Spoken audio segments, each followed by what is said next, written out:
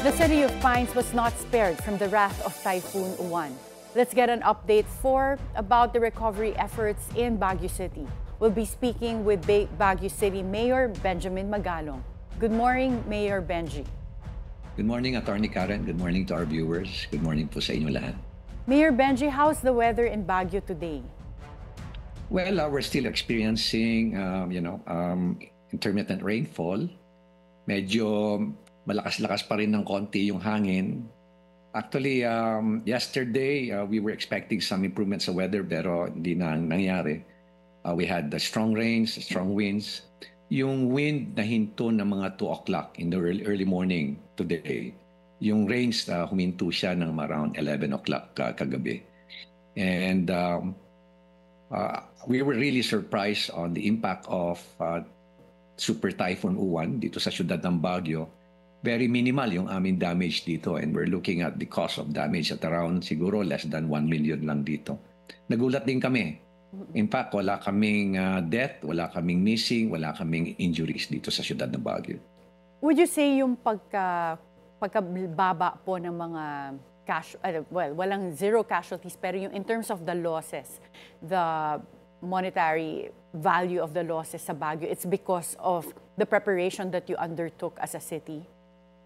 It's a confluence of several factors din yan, Attorney Karen.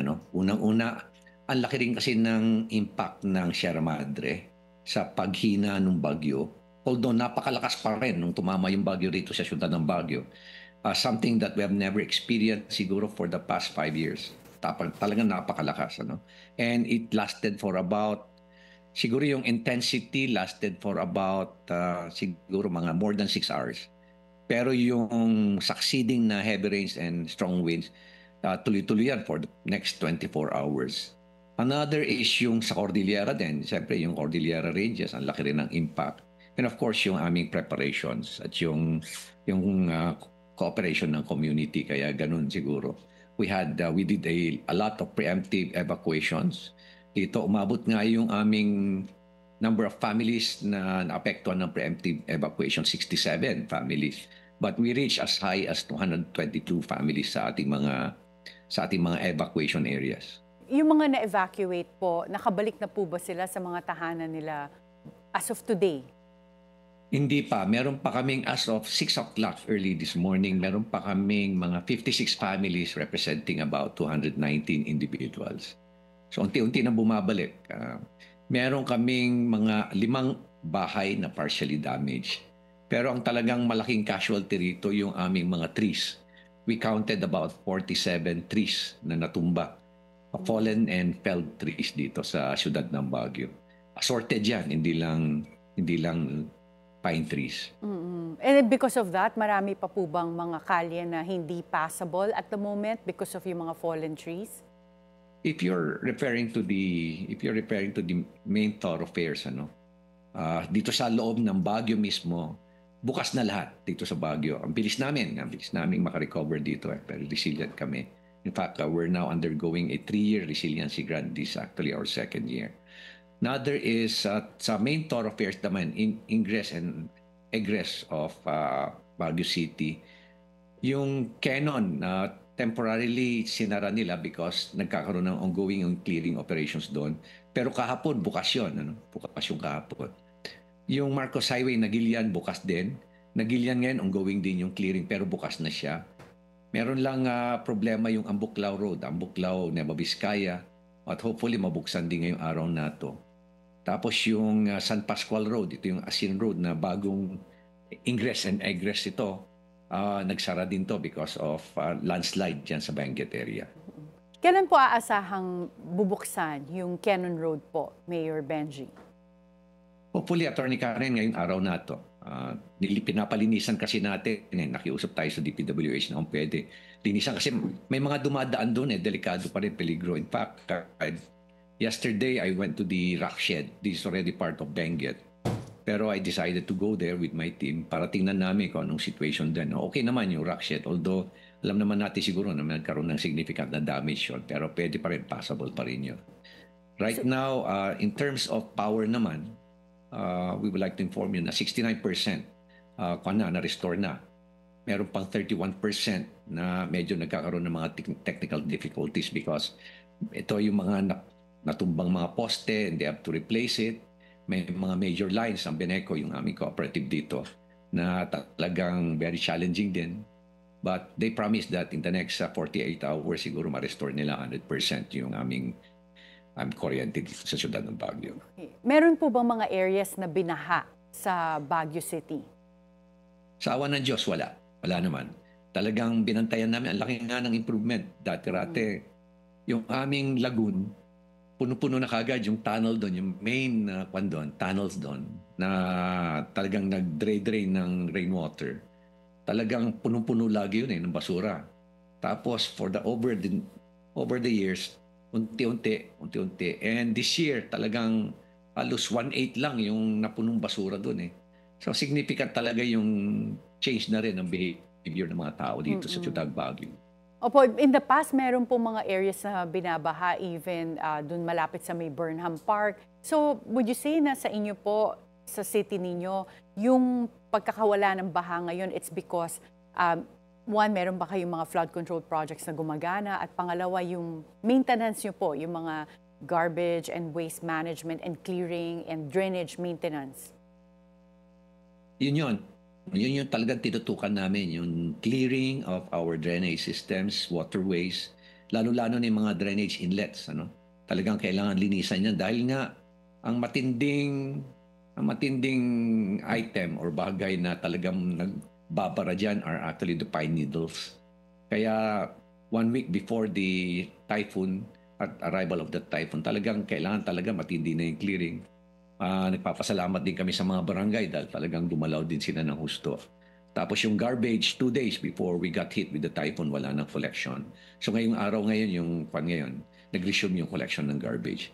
By the way, yung government work, pinaresume ko na rito sa siyudad ng Baguio para makakakuha na kami, although walang pasok pa yung ating mga schools ngayon. Okay, we're very glad to hear po, Mayor Benji, na walang major damages at zero casualties po dyan sa Baguio City, thanks to the way that you prepared for this Typhoon Uwan.